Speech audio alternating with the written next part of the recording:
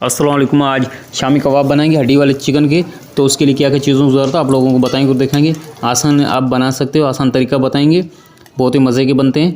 तो उसके लिए क्या क्या चीज़ों की ज़रूरत है आप लोगों को बताएंगे और दिखाएंगे। वीडियो को पूरी देखना, इसके मत करना। अभी तक मेरे चैनल को सब्सक्राइब नहीं किया तो मेरे चैनल को सब्सक्राइब करना। ये आप लोगों को मोहब्बत और प्यार है। 1 किलो हमारे पास चिकन है। 2 कप चने की दाल थी, उसको अच्छे से उसको धोने के बाद आधे घंटे के लिए भिगो के रख दिया था। प्रेशर कुकर लिया है। प्रेशर कुकर में चने की दाल और गोश्त डाल देंगे।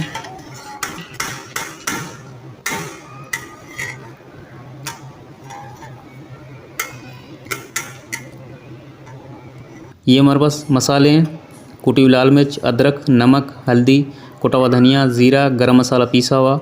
साबुत गरम मसाला नहीं डालेंगे इसमें। मसाला और अदरक जो था वो भी डाल दिया इसमें। अब इसमें 3 गिलास पानी डाल देंगे।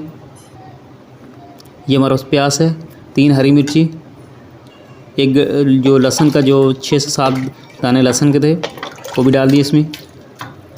पानी डालने के बाद इसको मिक्स कर देंगे। ऊपर ढकना लगा देंगे, अच्छे से इसको बंद कर देंगे। सीटी रख देंगे। ये सीटी बजने के बाद 10 मिनट के लिए रख देंगे। 10 मिनट हो चुके हैं, ढकना हटा देंगे।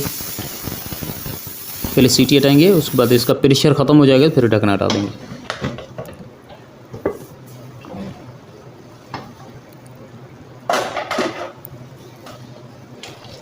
अभी इसमें अभी भी थोड़ा से पानी है। अभी इसमें जो है अच्छे से जो है इसमें चम्मच चलाते रहना है।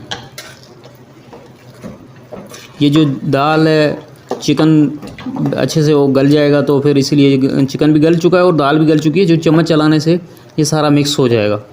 चिकन जो है हड्डी वाला है, तो इसलिए हड्डी से जो है गोश्त जो है अलग हो जाएगा।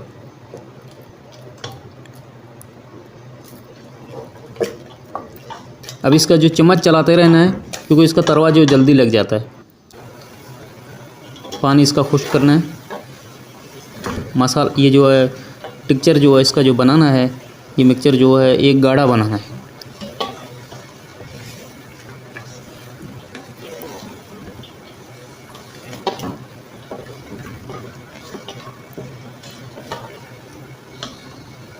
ये देखें, इस तरीके से हम चम्मच चलाते रहेंगे इसमें।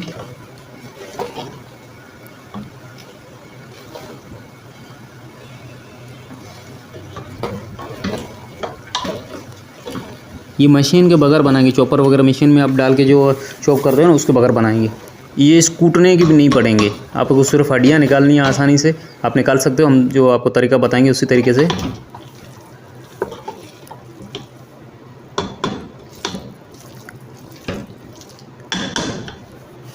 अब ये तैयार हो चुके हैं। अब इसके ऊपर हरा धनिया डाल देंगे हम। अच्छे से इसको मिक्स कर देंगे। अब बर्तन बड़े में निकाल देंगे, ये ठंडा करना है। बड़ा हमने थाल लिया था, उसमें हमने ये डाल देंगे।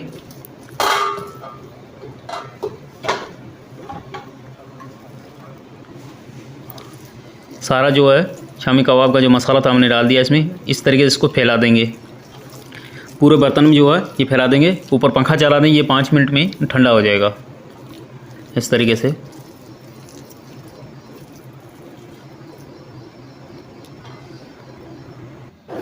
अब ये ठंडा हो गया मसाला। तो अब इसकी जो है, अब ये जो हड्डियाँ थी वो अब आसानी से इस तरीके वो तरीका बताएंगे, इस तरीके से आप निकाल सकते हो।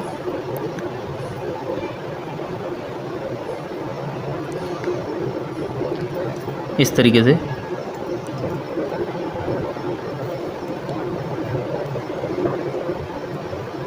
से हड्डियाँ निकालते जाओ।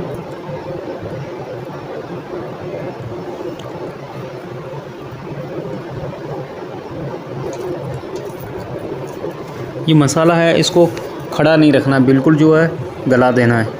तो फिर इसमें जो है गोश्त में जो है हड्डियाँ आसानी से आप इसमें एक कबाब है उससे निकाल सकते हो मसाले से।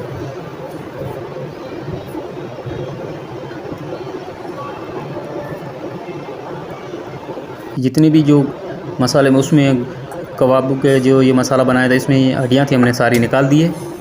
अब इसको अच्छे से जो बारीक जो हड्डी वगैरह रही हुई है, तो इस तरीके से हमें اس کو مکس کریں گے تو اس سے پتہ چل جائے گا کہ تھوڑی تھوڑی جو بھی ہوگی وہ بھی نکال دیں گے اس طریقے سے. یہ اچھے سے اب جو اس میں جو ہے اس طریقے سے مکس کرنے سے وہ ریشے بنتے ہیں.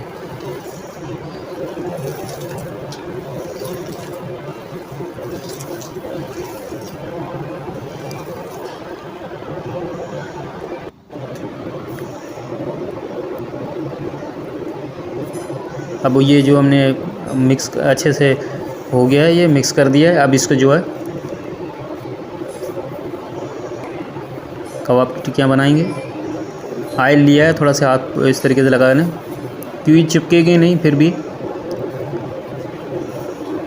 اس طریقے سے اس کو گولا بنا کے اس طریقے سے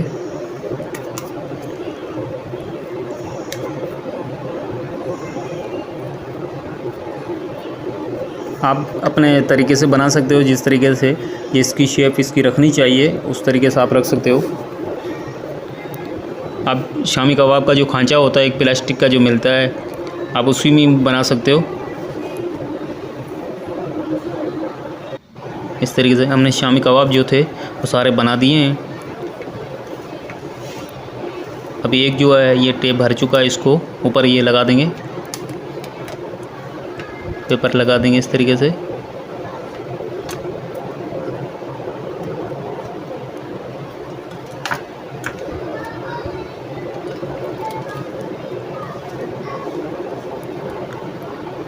اب اس کو ڈیپ فریزر کر دیں گے.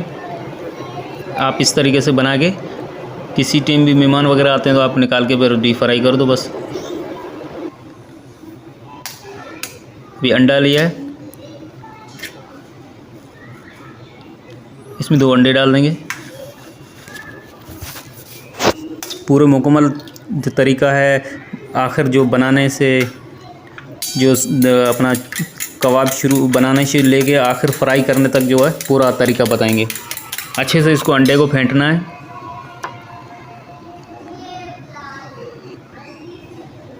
نمک ڈال دیں گے. انڈے کو جو اچھے سے پھینٹنا ہے، اس کی پوری جھاگ جو ہے بن جائے.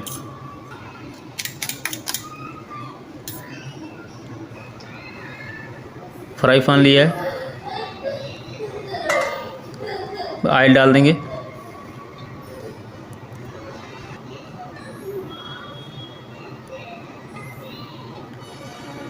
انڈے میں ڈوب کر دیں گے شامی. اس طریقے سے اس کو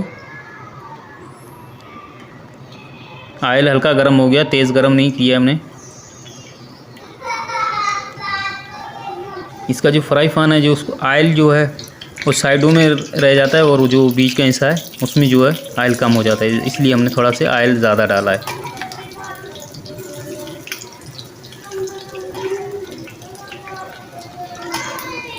اس کو پلٹی کر دیں گے. آپ انڈے کے بغیر بھی یہ بنا سکتے ہو شامی. اس کو فرائی کر سکتے ہو، نہیں ٹوٹیں گے انشاءاللہ آپ اسی طریقے کے بناؤ گے تو.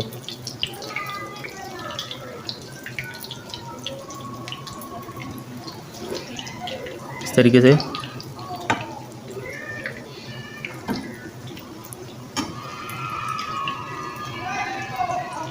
اس کا کلر چینج ہو چکا ہے. اس کا گولڈن کلر کریں گے، براؤن.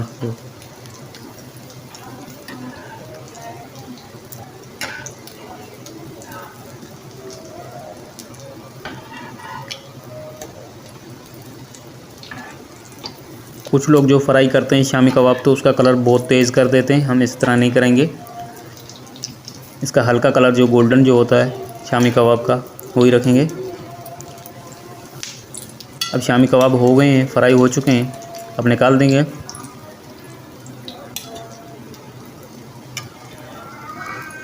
اس طریقے سے